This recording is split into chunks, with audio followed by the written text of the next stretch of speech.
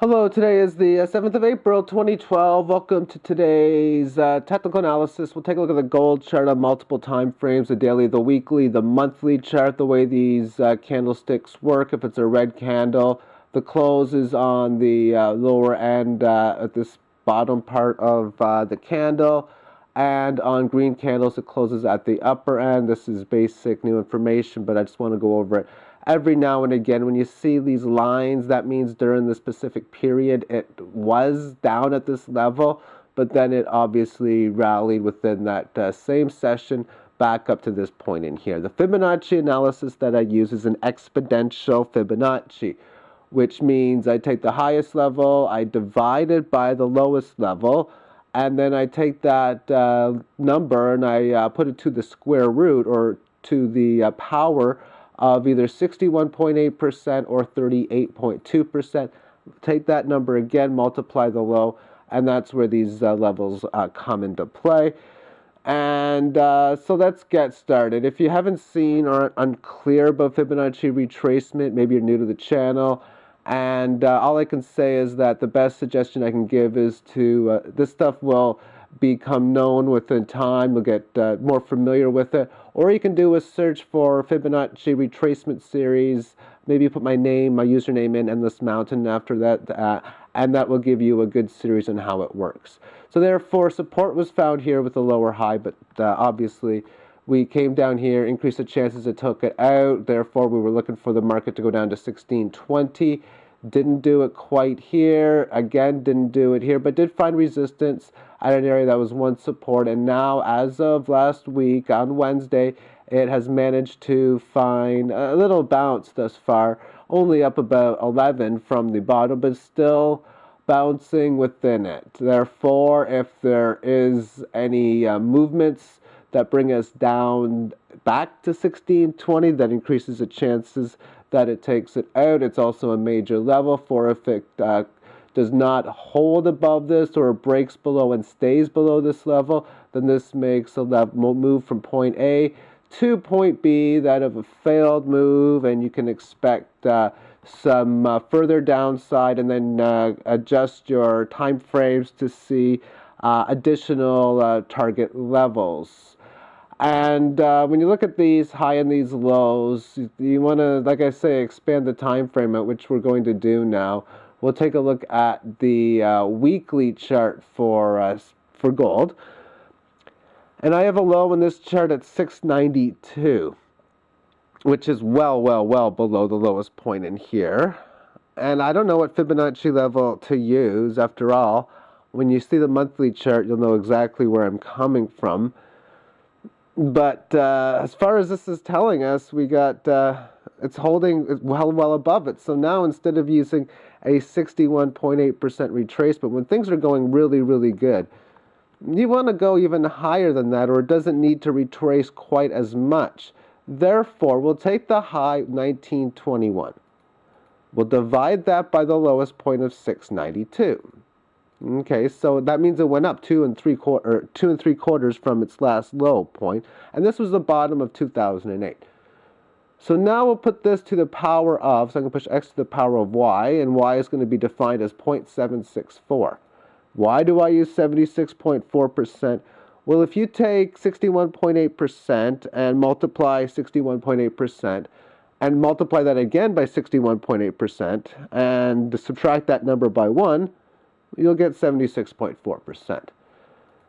And that gives us a level of 218. We'll multiply that by the low of 692, which gives us a price objective to 1509, which would be roughly at around here. So this tells me one of two things, that maybe we're going to come back down to test the 1509, or quite frankly, the 692 low is just not too relevant, which could make a lot of sense as well. After all, how much history, how big is this 1300 level? It's an even psychology number, but quite frankly, it doesn't look too important to me when I look at the chart here. Yeah, this is important, and definitely the high. This, in fact, in here would be more of a significant level, but let's just play around more with Fibonacci. We'll have to look at the monthly chart to look for a better low.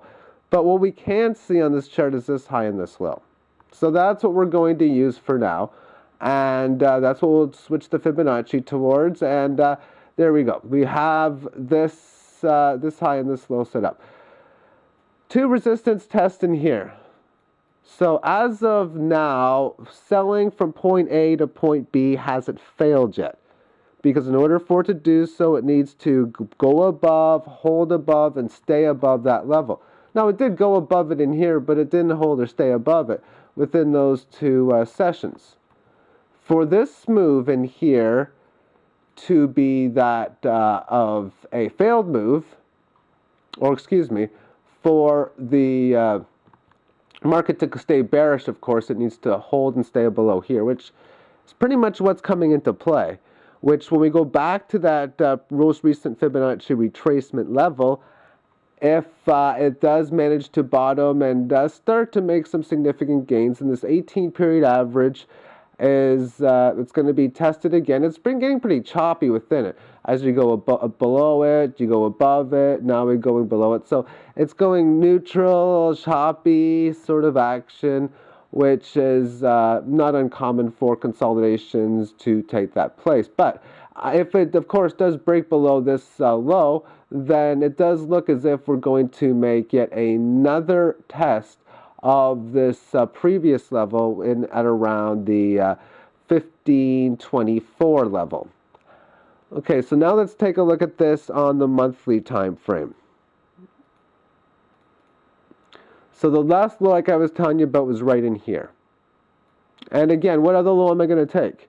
Am I going to take this one, or this one, or this one, or this one? This thing just consistently has been making higher highs and higher lows. And even if it does manage to make a lower low, or that's nothing major to put into play. It's something to maybe get a little bit concerned, or at least maybe hold off and start to wait for the higher high patterns. But when you're in this major uptrend right now, I don't see anything right now stating that we are doomed and, well, it's just not looking good. In fact, it was somewhere in here, like right around May the 17th, I'm thinking, of 2009. I did a video called Gold $5,000 an ounce coming soon.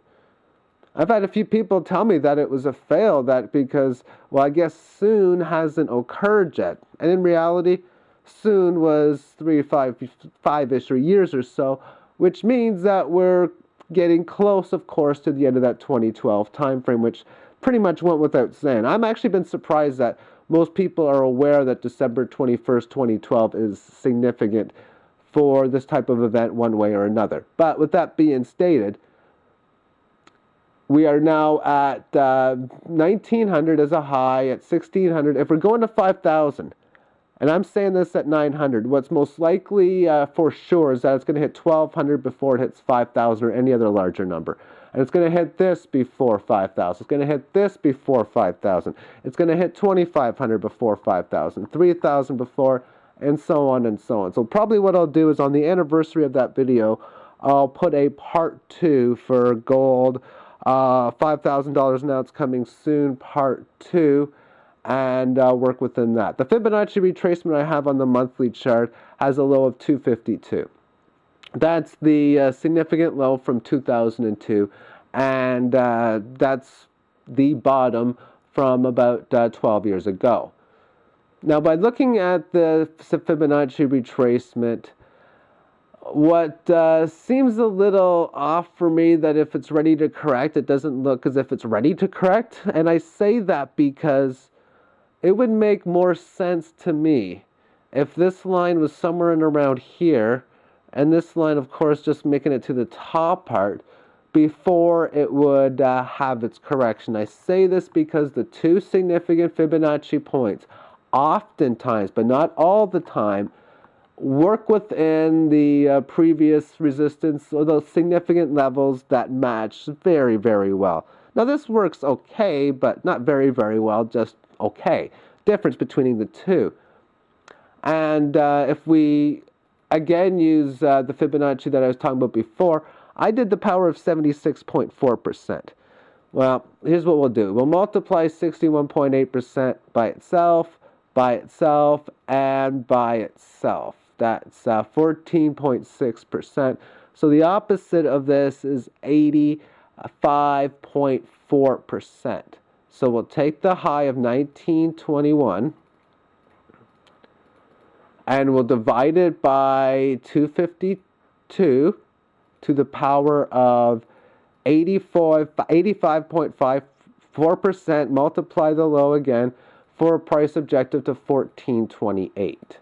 So if we do break down, just maybe this is the area that it's going to come towards. And having support at that level, that's pretty bullish, obviously, because 38.2% retracement is the bullish level. So now we'll do it again. Now we got 9.0%. So we'll just say 91%. So we'll do this again.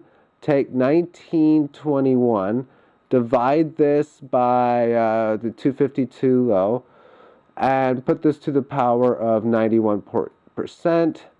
Multiply this by 252 again, which gives us the wrong answer. So we'll do it again because I know I did something off.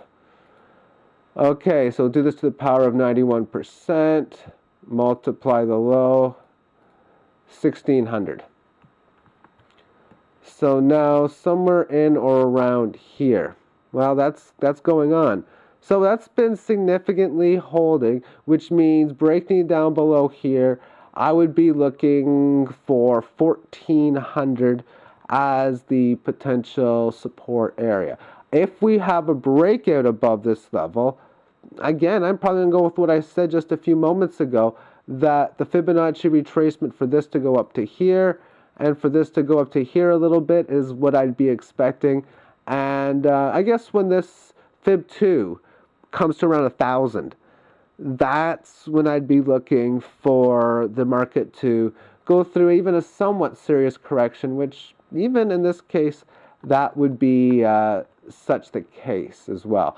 As far as the 18 moving average is concerned, what's been going on now, the movement here brought it to the 18 period average of highs. It's a front weighted average, which means it takes the last 18 periods, and each period is 1 unit greater than the last one. So period 1 is worth 1 point, period 2 is worth 2 points. So basically I just take its level, I multiply the first one by 1, then 2, 3, 4, and get the average in that direction. So we hit the 18 period average of highs back in here. That was the last time it touched it, and for this entire duration it's been above it, which means a very bullish situation. So now it's slowing down just a little bit, and it's at the 18 period average of closes. So we've had 2 tests of the 18 close average, and the last time we were there, we had a significant test in there, we had a little bit of a test in there, and we had a decent amount of test in there as well back in here. It hasn't spent too much time below the 18 period average. This is about it right now. And given the fundamental analysis with what's going on in the economy, I think the only major fundamental news that could make the price of gold to go lower right now is it's possible tangible uses to be weaker than other metals. Other than that, currency is fiat, and thank you for tuning in. Bye-bye.